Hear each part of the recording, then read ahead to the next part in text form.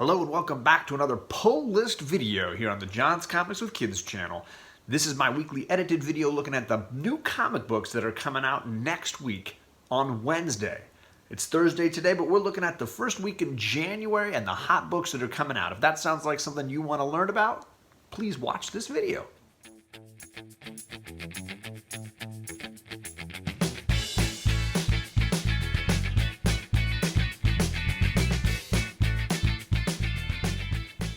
This is a Marvel huge week, a ton of big Marvel stuff going on.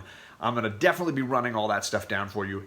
Why is it a lighter DC week? Because this is the beginning of Future State, which I don't have a ton of on my pull list. So if you're a DC Future State fan, or at least you want to learn more about it, I am preparing an edited video all about Future State to break it down for you and show you the kinds of things that are coming out. So if you are interested, please look for that video soon on my channel.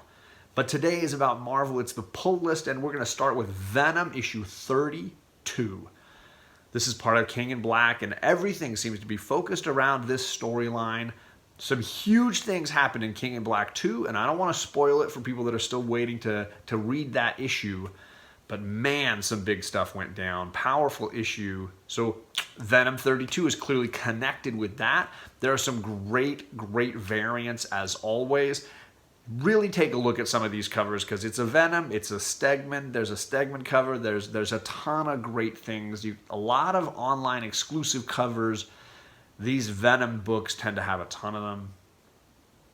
I feel like the King in Black issues are huge, and then the Venom issues are kind of a step down in intensity. So this might be a slower read. Certainly issue 31 was kind of a blip on the screen. So I don't know how strong an issue this will be, but I've enjoyed Cates' run on Venom, and it's really been, I've been there for all 32 issues. So definitely a pickup green light book here for me. After that, we got King in Black Return of the Valkyries, issue number 1. This is a King in Black tie-in by Jason Aaron, using the Valkyrie Jane Foster character to sort of tie in what she's doing during this event. For those that read King in Black 2 closely, you saw that she appeared in that issue. So this is clearly going to build on where we saw her there. There are a ton of great covers here as well. I'm a big Jane Foster Valkyrie fan, so I'm looking forward to seeing how she ties into the sort of King in Black event. In particular, I wanted to mention that there's an Art Germ cover that I thought was really fire, really great. I think Art Germ has got a few books this week with great art. I will also say that they have a headshot variant. I think it's Phil Noto, I'm not sure. That is weird. It looks like someone chopped her head off. That's what it looks like to me. So Valkyrie has sort of the highs and lows. Some really great covers, some not so great ones. But I am looking forward to reading this storyline. I don't think it's going to be more than just a couple of issues during the King in Black event. So I am on board. This is a green light pickup for me for sure. Let's talk about some that maybe are yellow lights. We have King in Black Guardians of the Galaxy tie-in. This is Guardians issue 10. Obviously, Null versus the Guardians, that's going to be exciting to read. I have not been reading Guardians of the Galaxy. I will probably not be picking this one up. I can't get all the tie-ins. I have not loved a Guardians of the Galaxy run thus far in my collecting, so I really am not super pumped on this. This is also the beginning of the Alien variant covers, and this one might be my personal favorite. This Aliens throwback with Rocket and Groot instead of Ripley and Newt. I thought that was pretty cool. So that is a beautiful cover, but I am not a fan of covers that do not show what's in the book. And this is totally random in my opinion. So I'm not going to buy this, but it's a beautiful piece for those of you interested in those kind of covers. That might be one you're looking for. So this is a yellow light for me. Another yellow light is Thor, issue 11, also by Donny Cates. I'm not reading this run yet. I'll probably read it in digital form at some point down the road. Really cool dragon cover here. Eventually, we're going to see Thor face down against Null. I think it's going to be the thing that Donnie's kind of building towards. So obviously, if you're a Thor fan, this book is going to have a huge piece in that puzzle. We're still dealing with Donald Blake and that storyline, but when that wraps, you know that our man Thor is going to roll right into this Null King in Black event. So there it is, Thor issue 11. The next two on my list are both going to be the Hickman X-Men books. I'm getting Hellions issue 8. I've really enjoyed it, and it's so funny. Hellions has been a riot. I've really enjoyed the way they've told this story of Mr. Sinister's crew of troublemakers, if you will. And the last couple issues, I've laughed a ton while reading. They have the Jay Anceletto variants have been just gorgeous. I've even gone and snagged a few of them off eBay if they've gotten cheap. So this is another great one of those. I'm definitely in. All in. This is going to be a continuation for me. I'm going to ride this train as long as it keeps me laughing.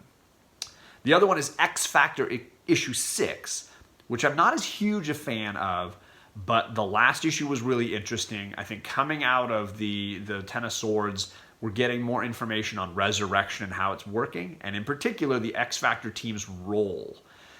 Now we get Siren and her troubles resurrecting. I love the skull on this cover. So I'm definitely in on this issue. I'm going to keep going until they blow it for some reason. So X Factor is another green light pick for me. That leaves one last odd sort of green light pick for me. Eternals #1. I don't know anything about the Eternals. So why am I picking it up? Because this guy, the writer, Kieran Gillen, is writing this. I'm a huge Kieran Gillen fan. The art is by Isad Ribic, who did the amazing God of Thunder, Jason Aaron Thor run. I definitely want to check this out. Those two people are hugely talented. So I'm curious about this. There's a ton of amazing covers here. There's an Alex Ross cover that's really cool. I mean, always go with the Alex Ross if you can. For me, the cover of the week is this Quesada cover. Wild. I'm sure this is only online somewhere, but it's a beautiful cover. And there are a ton of great Eternals covers that you can choose from. Simonson did a cover. Really, really great. There's like a sideways Kirby cover. I've loaded a ton of them here, so you can see just a myriad of great covers. But yeah, I do think this could be a really fun issue #1. I might even try to convince Alec to try this out for book club. We'll see how I do. So that is it over at Marvel. 5 green lights, 2 yellow lights. Let's see how this tiny little DC list shapes up. 1 DC green light that is outside of the future state, and that is Strange Adventures. This is issue 8. I like this story a ton. I've been really enjoying it. I think in a lot of ways, Tom King and Mitch Gerards have gone outside of their comfort zone. This is less about PTSD and things like that. It's far more about truth and lies and how far you would go to get what you want. So it's an interesting story. I've been really enjoying the use of Mr. Terrific. I think that's really kind of cool. He's on the covers here, the cover A and cover B reversal pieces they always do. So yeah, this is a green light, definite green light for me. I got 2 yellow lights outside of Future State. We have Dark Knight's Death Metal 7, the finale of the huge event. And I got a ton of friends that love this and tell me that it's the best thing ever. I really didn't like Dark Knight's Metal. I thought it was just stupid and confusing. They tell me this is even better, but it looks even crazier and wilder and pointless to me. But whatever. The covers are amazing, including this Art Germ cover, which is just wild. This is almost the cover of the week. This is really great Art Germ cover. But yeah, it's the finale, so there's just a slew of covers. And if you're into this event, yeah, this is going to be a huge book for your week. There's also a spin-off of this, some sort of compilation, because there's lots of writers and artists involved, called Generations Shattered, issue 1. They say online that it's like spinning out of the events of Dark Knight's Death Metal, which for me is hint for, hey, you like this event, we're setting up another event, and another event, and another event, and another. So for me, the reason I skipped Dark Knight's Death Metal is the same reason I'm going to skip this. It's definitely a red light for me, but if you're loving Dark Knight's Death Metal and want more of it, this is definitely going to be a book you need to look for. Generations Shattered, issue #1. Again, a lot of artists and writers. It might be more of an anthology. Not sure. And that is it for DC. 1 green light, 2 yellow lights. I will drop that future state video here hopefully in the next week, give you some idea of what's coming up and what kind of things you can expect from that run. On the indies side, I have 3 books that I almost want to just call them all green lights, but I'm going to make one a yellow light just because I haven't seen the interior art yet, so I don't know. But we're starting off with Crossover, issue 3. Donny Cates is saying this is going to be a huge issue.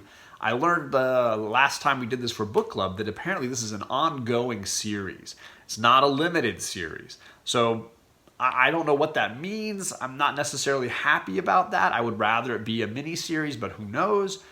I'm hearing issue 3 is going to have some big, big news. There's a Spawn cover, of course, Image, gotta interconnect all things. But I'm definitely still on board for another issue. We'll see where this 3rd issue goes and see if Donny Cates' premonition that this is going to be a huge issue, maybe that comes true. Other green light, I've got a Boom Studios issue number 1 called Last Witch. I don't know much about it. It looks like a fantasy book. Those that love the book Wind might really be interested in this. They mention Wind in the description online. Something about how it's a larger size format, like they took a graphic novel and split it again, like they did with Wind. So that was a frustrating read for me, so that doesn't necessarily sell this, but I do want to give all Boom Studios books for this next year, again, a little bit of a shot. So I will check this one out. This gets a yellow light for me. Last Witch, number 1 is the name. There's a Jorge Corona, I think it's Jorge Corona, cover. Like he's the gentleman that did the art for Middle West. So that's a cool cover. There's a Momoko that I showed earlier. So there's lots of good covers for this. The last book on my list for indies is from Aftershock, and it's called Scout's Honor, issue number 1. And the reason this makes my list is because it's by David Pepos. If you don't know David, he's been doing a ton of great interviews through our comic community. Really funny, really clever guy. He did a book that I liked called Spencer and Locke, which is a great series you can get on eBay. You should definitely check it out. Really, really great. So this is a big Aftershock book from David. David Pepos is a really talented guy, so I'm going to definitely check this out. I don't know what the interior art's going to be like, so I definitely want to check that out, but absolutely going to give this a big look. This is Scout's Honor, issue number 1. That's it. It wraps up my pull list for this week. I think it's 8 green light books. Pretty big week. Start of a new year, start of a new month, January 6th. So hopefully you found some good stuff that you want to get. As always, leave me some comments. You guys are the best commenters around, and I really appreciate it. This is Tag Team Thursday. Rod the Rican over to me, and then now on to Old Wolf 65. The link is in the chat down below for this live premiere, so hopefully you can find your way over there right away. And we'll see you back here on next Thursday for another pull list.